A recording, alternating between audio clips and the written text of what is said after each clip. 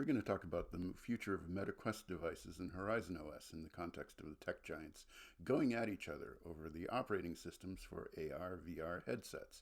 And that, to me, is the interesting part. I got interested in this because Apple created a real operating system for their headset. It's called VisionOS. It's on the same level as iOS for the iPhone and iPadOS. It has a proper display system and a user input system. In fact, you could say the Vision Pro has the most sophisticated user input system for any AR/VR headset. You can run apps like Keynote, same as on the iPad or the Mac on your Vision Pro headset. It is a general purpose computing device. Then I read about Meta launching HorizonOS, an operating system for AR/VR headsets that it would be licensing to other OEMs.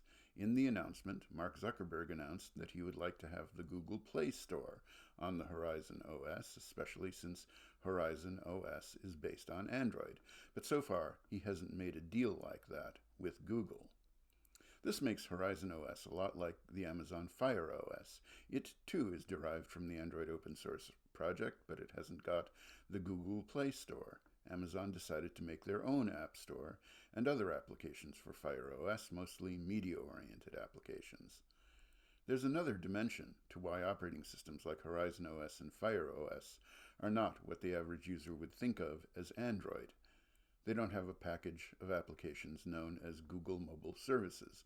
That includes things like Google Search, Google Maps, and other core applications. When people like Zuckerberg refer to the Google Play Store, they are almost always lumping in Google Mobile Services with the Play Store. And strictly speaking, the Play Store is one of the Google Mobile Services applications, along with things like Google Maps and so on.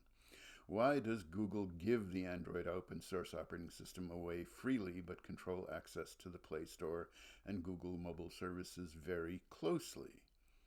Back when Android was being licensed to mobile OEMs, those OEMs would try to differentiate their version of Android from each other. And because the Android open source project had very liberal licensing, they felt they could get away with it, even if Google says, it fragmented the platform. That was their claim.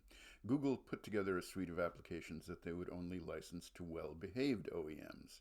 This was Google's way of guarding the uniformity of Android, and they don't guard it any less ardently today than they did back when they were fighting OEMs who wanted to screw around with the Android user experience. But wait, it gets even more complicated. Google is in the process of making an AR/VR version of Android. It will have Google Mobile Services and the Google Play Store in it, and it will probably first appear on a Samsung AR/VR headset. This will be the version of Android that will be most directly competitive with Apple's VisionOS. Where does that leave MetaQuest? Mostly as a gaming device. HorizonOS will include an Xbox game store, which is nothing to sneeze at, but it isn't going to be an OS that's equipped to power expensive headsets with specs comparable to the Vision Pro. Since nobody's actually seen a review copy of AndroidXR, which is reportedly the name of Google's AR/VR headset operating system, it's hard to tell if that will be truly competitive with Apple either, but it's got a better chance with the full suite of Google's mobile applications. Whether you call it AR, VR, XR, mixed reality, or spatial computing, that's how 3D headsets are developing into a real multi-purpose computing platform.